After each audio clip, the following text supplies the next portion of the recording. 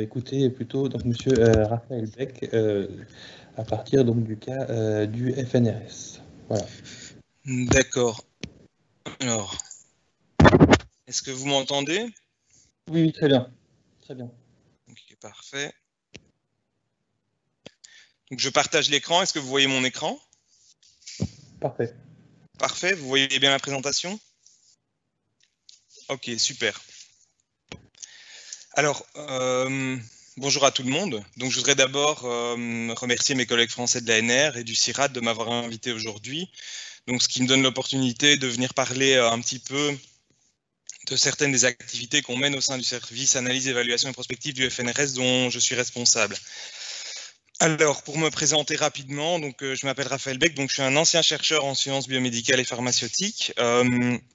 Et depuis 2011, en fait, je travaille au sein de l'administration du Fonds de la recherche scientifique FNRS, au sein de laquelle je suis responsable du service analyse, évaluation et prospective. Et en fait, ce service est en charge de tout ce qui concerne l'analyse, la prospective en matière de politique scientifique notamment, mais également de l'évaluation de la recherche. Donc, en gros, la mise en œuvre, l'analyse critique et l'optimisation des procédures. Alors, peut-être d'abord rappeler ce qu'est le FNRS. Donc le FNRS, c'est l'Agence de financement de la recherche fondamentale en Fédération Wallonie-Bruxelles, donc soit la partie francophone de la Belgique. Donc le fonds est doté d'un budget d'environ 200 millions d'euros annuels et il finance la recherche dans tous les domaines scientifiques, principalement au sein des 6 universités de la Fédération Wallonie-Bruxelles. Donc pour les nommer, l'Université catholique de Louvain, l'Université libre de Bruxelles, l'Université de Liège, l'Université de Mons, l'Université de Namur et l'Université Saint-Louis-Bruxelles. Donc vous voyez ici, il s'agit d'une fondation d'utilité publique qui a été créée en 1928,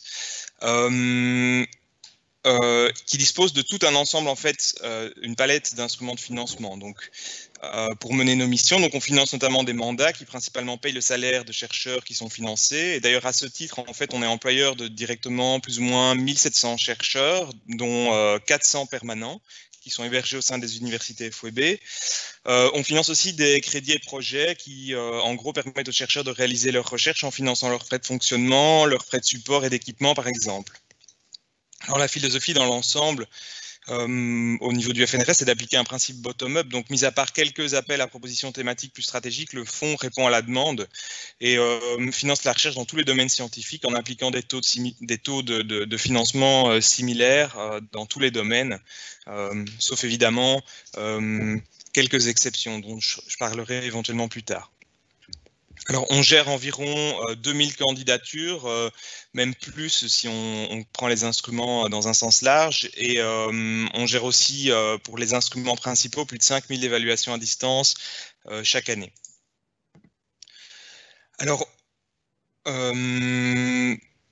on organise tout un ensemble d'appels à propositions chaque année et malheureusement, donc, comme la majorité des agences de financement, on n'est pas en mesure de financer toutes les demandes de financement qu'on reçoit. Les taux de succès qu'on applique sont définis pour chaque instrument de financement et chaque appel par le conseil d'administration du fonds qui prend en compte les contraintes budgétaires auxquelles nous sommes soumis. Ces taux de succès sont variables d'un appel à l'autre et d'un instrument de financement à l'autre et ils oscillent entre environ, je dirais, 10% pour les demandes, par exemple, de postes permanents qui sont des demandes assez compétitives et 65% pour certains instruments crédits destinés à financer largement la recherche de base. En tant qu'agence de financement, nous organisons des procédures d'évaluation qui visent à sélectionner les meilleures propositions. L'idée sous-jacente est d'être en mesure, au final, de sélectionner les meilleures demandes à la lumière de critères qui sont prédéfinis, qui sont connus des candidates et candidats, et d'éviter les biais en matière de sélection, bien entendu. Donc le tout dans le cadre d'une procédure d'évaluation la plus transparente possible, qui répond aux standards internationaux en matière d'évaluation de la recherche.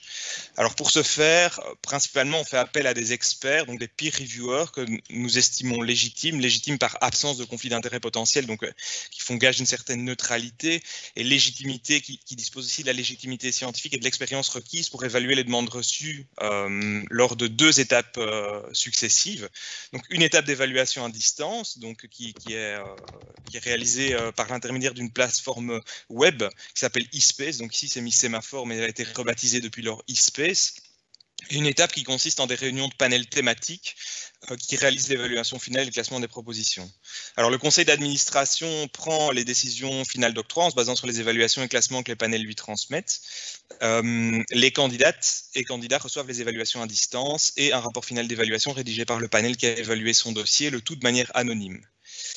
Alors, quand on observe l'évolution des proportions de femmes et d'hommes parmi nos mandataires au cours du temps, c'est frappant de constater à quel point la profession s'est féminisée au fil des décennies. Donc, par exemple, ici, on regarde au niveau doctoral, donc depuis les années 30, donc je vous disais, le fonds de la recherche scientifique a été créé en 1928, mais si on regarde au niveau postdoctoral, donc ici, vous voyez les postdoctorants, ici, un type de postdoctorant temporaire, et ici, les chercheurs qualifiés, donc ça, c'est des postes permanents.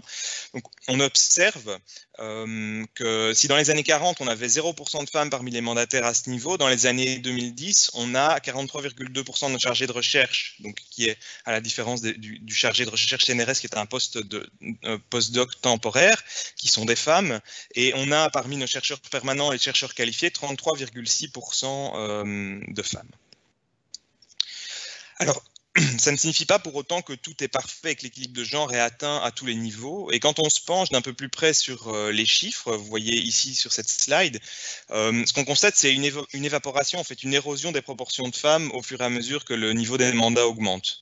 Doctoral, postdoctoral temporaire, et puis après les différents niveaux de postes permanents qui sont au FNRS, donc le poste de chercheur qualifié, maître de recherche et directeur de recherche, qui sont les 3 niveaux d'évolution de la carrière. Donc on voit cette évaporation, donc cette érosion des proportions de femmes. Avec les années, l'érosion est peut-être un petit peu moins marquée, mais malgré tout, elle existe encore et elle est encore bien présente aujourd'hui. On voit ici sur le graphe ici, les différences également. Alors, on observe des tendances similaires au niveau des candidatures reçues. Plus on avance dans le niveau des mandats, moins on reçoit de candidatures féminines, proportionnellement parlant. Donc ici, on voit le niveau doctoral, le niveau postdoctoral, le niveau permanent et le niveau CEP, donc c'est crédit et projet. Donc là, ce sont des demandes qui sont introduites pour financer des projets donc par des permanents. Et on voit que plus on avance, plus globalement, les proportions de candidatures féminines diminuent.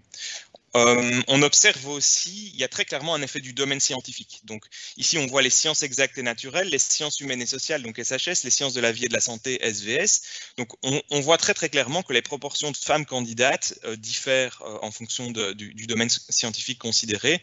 Donc Force et Foresight, c'est un domaine, le domaine du développement durable. Donc c'est en sciences exactes et naturelles que l'on retrouve la proportion la moins importante de candidatures féminines, toutes catégories d'instruments de financement confondus.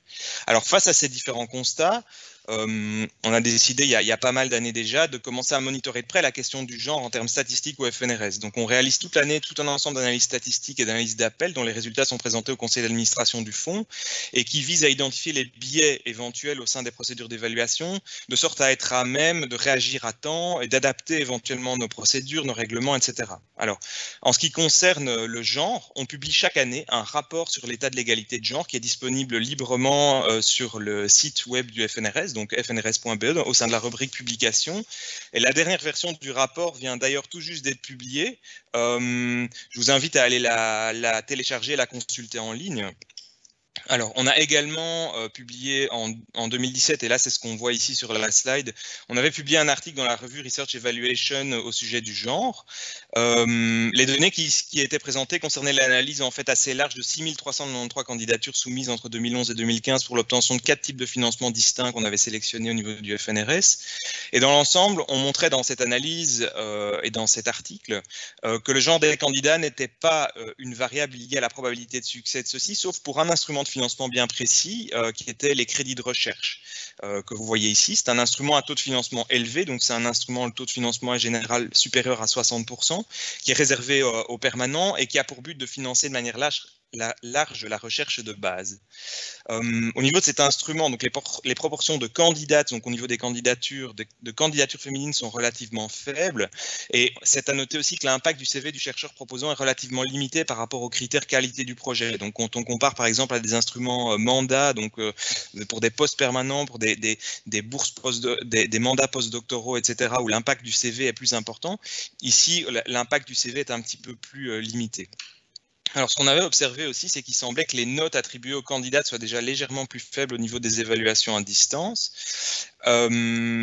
Alors, on s'était limité à ça, c'était une observation qu'on faisait. On a entendu dans une autre présentation et on ne l'a pas fait ici dans cette analyse, mais ça peut être intéressant aussi d'analyser le contenu des textes des évaluations, ce qu'on n'a pas fait ici, pour voir, ça aurait été intéressant peut-être de voir s'il y avait une différence, comme monsieur l'avait expliqué avant, donc, entre ce qui est dit dans les textes et les notes qu'on observe. Mais nous, on avait observé, en tout cas au niveau des évaluations à distance, déjà une différence au niveau des notes attribuées.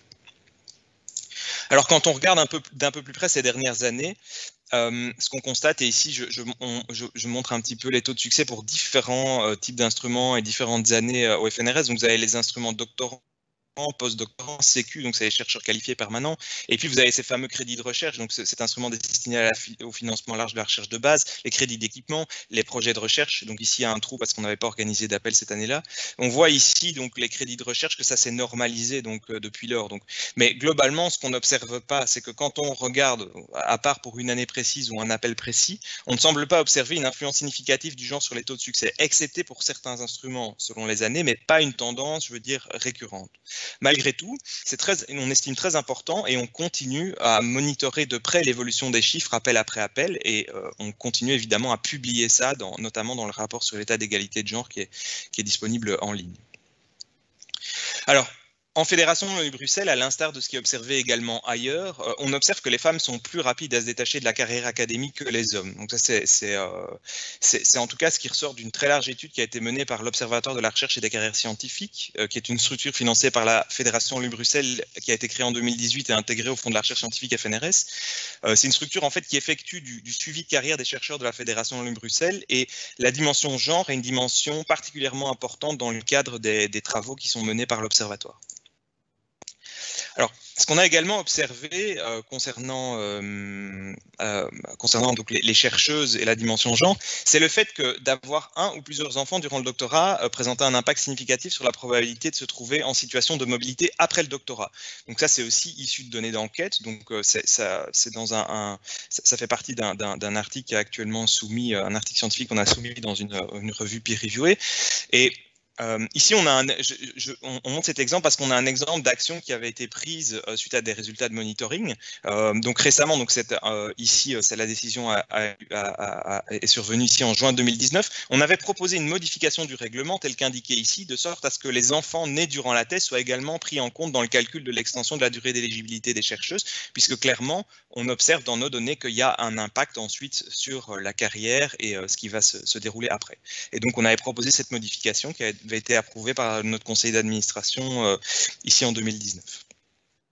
Alors, en termes d'évaluation, comme dans d'autres domaines, on fait appel principalement à des chercheuses et des chercheurs permanents. Et comme je l'ai expliqué plus tôt, l'équilibre homme-femme dans ces catégories de chercheurs confirmés est encore loin d'être atteint, particulièrement dans certains domaines scientifiques. Et donc, parfois, c'est plus difficile d'atteindre un équilibre parfait lorsqu'il est question d'évaluatrices et d'évaluateurs. On le constate d'ailleurs sur ce graphe qui montre les proportions de femmes et d'hommes parmi nos évaluateurs à distance. Donc, il faut toujours trouver un équilibre, en ce sens qu'il faut aussi éviter, dans la mesure du possible, de sursolliciter les chercheuses permanentes, donc parmi lesquelles on va retrouver proportionnellement moins de femmes, moins nombreuses que leurs collègues hommes, pour participer à des missions d'évaluation. Malgré tout, on met en œuvre depuis quelques années une attitude très proactive pour faire en sorte de recruter plus de membres de commissions, donc de panels féminines. Ici, à nouveau, on observe l'effet du domaine scientifique. Donc, vous voyez ici, en haut à droite du graphe radar, les sciences exactes et naturelles. Ici, je veux dire plutôt en bas à droite, les sciences humaines et sociales, puis les sciences de la vie et de la santé, puis d'autres types d'instruments. Donc, on observe un effet du domaine, mais malgré tout, on voit qu'au cours des années, on a une augmentation progressive des proportions de femmes parmi les membres de panel. Je sais qu'en 2020, la donnée n'est pas présente ici, mais on est aux alentours de 27%. Donc, on a cette progression qui continue. Alors, l'idée ici, c'est pas d'assurer un équilibre homme-femme pour des questions strictement de taux de succès des candidates. En effet, nos études, mais d'autres études présentes dans la littérature également, ont montré que les proportions de femmes dans les jurys et panels d'évaluation n'ont pas un impact sur les taux de succès des candidates. Par contre, pour nous, c'est très important d'assurer une représentation équilibrée des genres au sein des panels d'évaluation pour une question d'image renvoyée aux plus jeunes candidates et aux plus jeunes chercheuses qui commencent aussi une carrière. Pour la même raison, donc, on a effectué un effort au niveau des jurys de prix. Et donc on voit ici en fait le FNRS gère tout un ensemble de prix scientifiques, et on voit qu'entre 2011 et 2019 la proportion de femmes membres de jury a plus que doublé. Au niveau des prix, il y a beaucoup de prix qui sont dans le domaine des sciences exactes et naturelles, et donc cette évolution est assez significative. Alors pour conclure rapidement, quelques éléments qui peuvent être mis en œuvre au sein d'agences de financement de la recherche et qui peuvent tendre vers un meilleur équilibre en termes de genre. Alors il y a plein de choses qui sont possibles. Ici j'ai essayé d'en citer quelques-unes. Tout d'abord, donc en termes de règlement, donc réaliser des adaptations, comme on en a montré un exemple plus haut, prolonger par exemple les durées d'éligibilité pour postuler un mandat en cas d'accouchement. En termes c'est un exemple parmi d'autres. Donc en termes de communication, donc assurer un équilibre homme-femme dans les différents supports de communication qui sont générés, qui sont mis en œuvre, les vidéos, les articles, les revues, les publications sur les réseaux sociaux, les panels. En termes de représentation, adopter une démarche proactive permettant d'augmenter les proportions de femmes parmi les expertes intervenant dans les procédures d'évaluation. En termes d'évaluation, consacrer du temps à sensibiliser les évaluatrices et les évaluateurs à l'existence de biais de genre. Ce sont des biais qui touchent aussi bien les femmes évaluatrices que les hommes. Ce sont des biais qui sont souvent inconscients, et d'où le fait que de l'importance de cette sensibilisation. Et donc, cette simple sensibilisation à leur existence peut présenter très rapidement des effets bénéfiques qui permettent de tempérer ces biais de sélection. Alors, en termes de participation à différentes initiatives liées à la question du genre, que ce soit au niveau régional, national, européen, mondial. Et alors en termes de monitoring, bien entendu, avec la réalisation, la publication en accès libre d'analyses statistiques, qui permettent aussi d'identifier des leviers possibles d'amélioration des processus. Je cite aussi ici la création en 2018 de l'Observatoire de la recherche et des carrières scientifiques, qui n'existait pas avant Fédération en ligne Bruxelles, et qui est quelque chose d'important, je trouve aussi, dans toute cette optique de monitoring et de prise en compte de la question du genre en termes statistiques. Alors, je voudrais remercier tout particulièrement mes collègues, sans qui rien de tout cela n'aurait pu être présenté, puisque ce sont elles majoritairement qui réalisent toutes ces analyses ici, qui ont réalisé toutes ces analyses que je vous ai présentées, ce PowerPoint.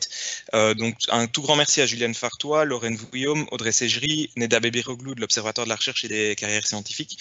Et bien entendu, un grand merci à notre secrétaire générale, Véronique Alloin. Et puis, un grand merci à vous pour votre attention. Merci beaucoup, Monsieur Beck, pour cette présentation très intéressante et ce partage d'analyse et de pratiques. Comme on est très en retard, je propose d'enchaîner avec la présentation de Monsieur Huguet s'il n'y a plus de problèmes techniques, pour avoir assez de temps durant l'heure de discussion collective avec les présidents et les présidentes de comité.